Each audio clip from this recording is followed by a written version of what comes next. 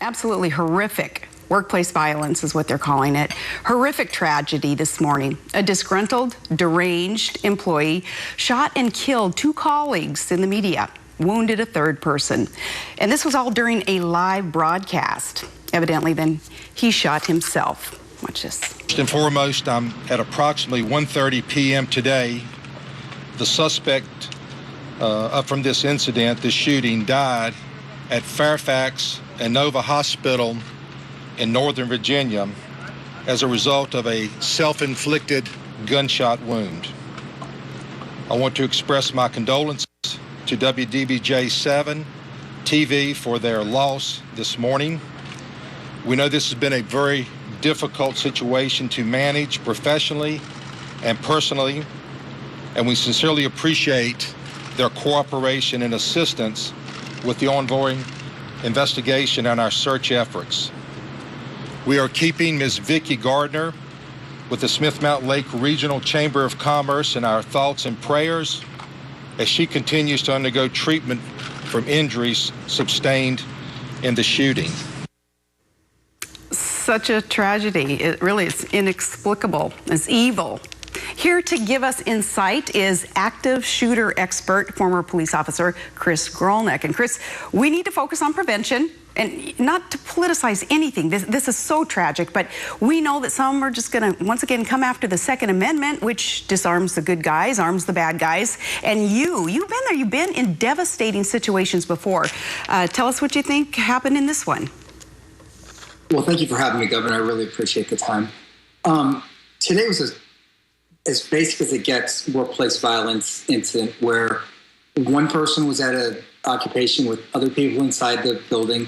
We've all worked with people that have said maybe a little bit off the wall things, and too many times we fail to report those. That's pretty much what separates this from an active shooter incident where somebody's trying to right some perceived wrong. Now, this person obviously had some mental challenges based off his manifesto. However, everyone that was interviewed afterwards said, we all knew something was wrong. Even the station manager had admitted earlier today that this wasn't a surprise to know that it was this gentleman that perpetrated this crime. It was callous, it was cold, it was calculated.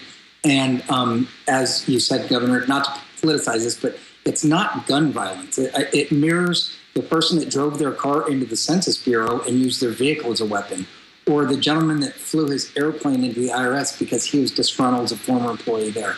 Just because this person used a weapon, a firearm, doesn't make it, if you will, a quote-unquote specific gun crime. It's simply a crime against people.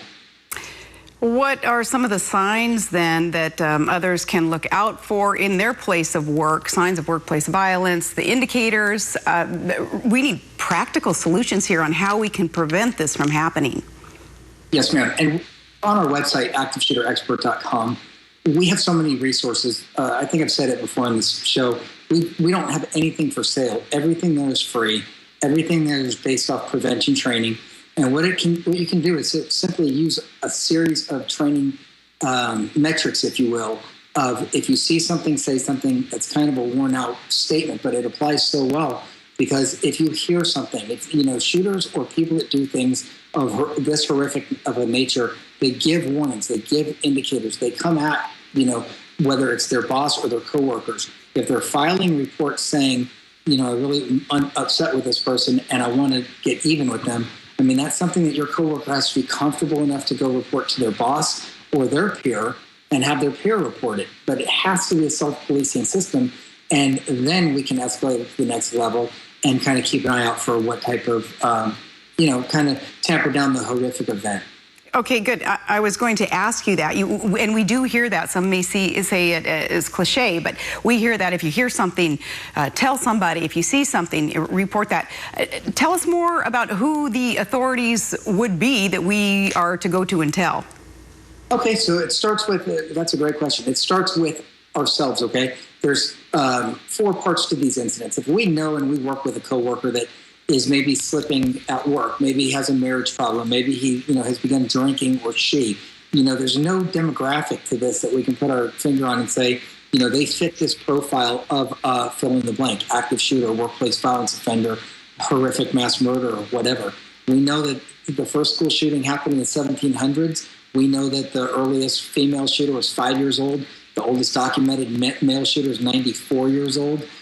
They come in all shapes, colors, and sizes, and you have to really get close to your peers and your friends and know what's going on. And if there's something going on in their life, try to intervene. Try to be a good friend. Try to be a good neighbor. And by making those small reports, managers need to have some type of training of actually what your exact question is, who do you escalate that to? So HR usually has these resources, and then the local authorities do as well. That's great, too, being reminded that management needs some training in there and know what to look for. And then, of course, your great points about self-responsibility and being vigilant. Now, going forward, is there a threat, in this case, of copycats? I think copycats would probably be the largest threat right now. These people, for us to just dismiss them as crazy, delusional, I think somebody said on another show today, this wacko. Well, for us to reduce them to just that term makes us a little bit crazy, actually. These people are cold, calculated, and serialistic in nature, where they go out and they study the crimes of other people. This person in his manifesto studied the Virginia Tech shooting, the Columbine shooting, and the Charleston, South Carolina Church of Emmanuel shooting. And he marked his bullets. I mean, it's a horrific event. And for us to say that we knew, we're not surprised that this person carried out that crime, there's no blame or shame to the victim or the people that work with. I think that there's a training gap, and we are acting in a society where we respond to things instead of prevent them. And for us to know that we have a react, escape, and survive mentality built within us, and a fight or flight built within us, we need to forget there's that other thing called freeze. And I believe you guys have a graphic that we can put up, if possible. And it shows the two victims, one that was shot in the back from the Chamber of Commerce and the reporter.